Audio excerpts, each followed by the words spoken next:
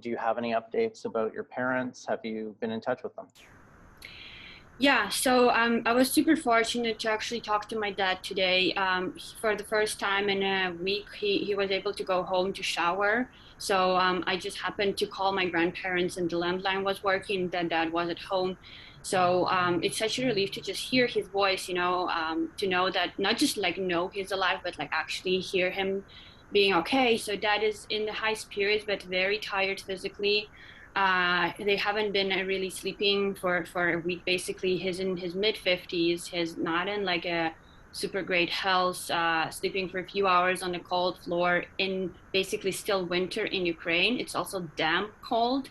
He's saying a lot of like they also were not able to like go shower or change clothes. A lot of people are starting to get kind of sick, right? Because no one was prepared for this.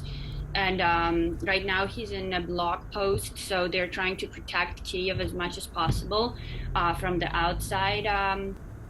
There's a lot of Russian troops. He was planning to go to territorial defense before even the war was announced. He was like collecting everything needed to like get, um, you know, um, allowance to have a weapon and stuff like that. But he unfortunately didn't even have time to finish that. The war started, and now they were just giving stuff to everyone, right? So he is volunteering for territorial defense. And you said that he got home for the first day today since the war started. He's been at a post defending Kiev. Can you tell me more about that? Like what he's seen, what he's been up to?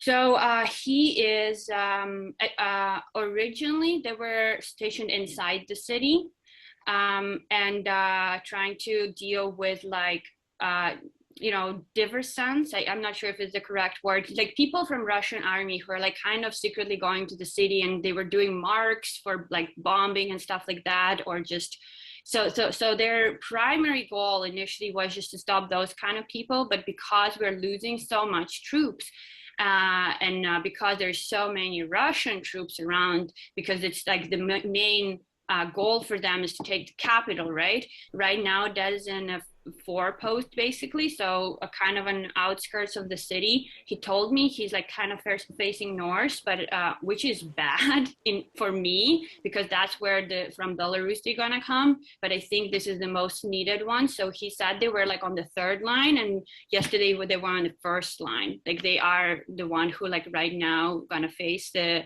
tanks basically, because again a lot of people are injured or killed or wounded. We like because Kyiv was attacked so much, they're kind of a little bit running out of resources. They still have food and stuff like that, but that's what have been going on. He personally saw a lot of like Chechen national people because that's the troops they were sending here.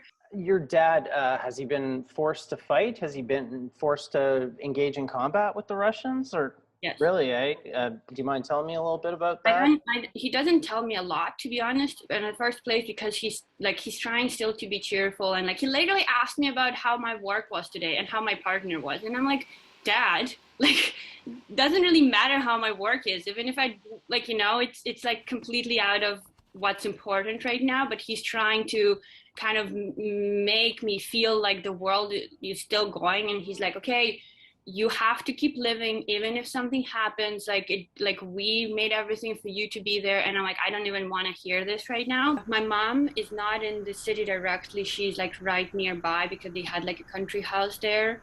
And it seemed like a better idea, but it appeared to be a really bad one, because for 3 days there is fights really nearby. The neighboring village is completely destroyed. Like it doesn't exist anymore. Where was the village is just like a holes in the land. Um, so I haven't been able to talk to them for at least 36 hours. I hope that it's because they destroyed the network stations and stuff like that, but I really don't know. The opposite, the second option is just too horrific to even consider. So I'm just hoping that this is what's happening. There is also a kid, my like goddaughter. She's 7 and she's there too.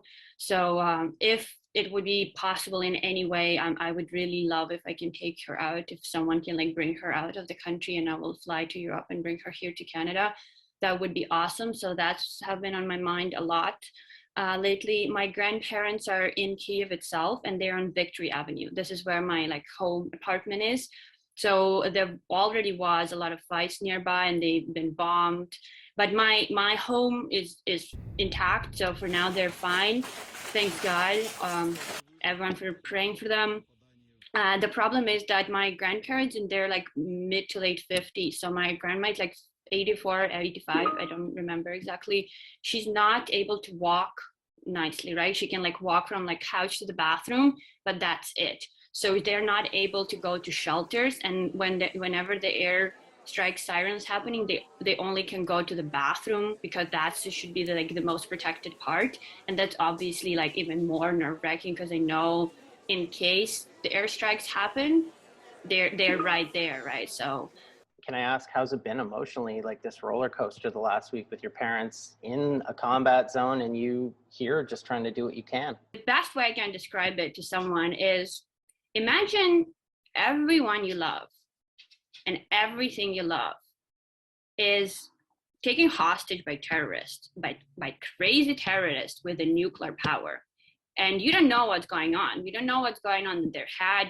They have like no rational, like you can't analyze it. There's no logic.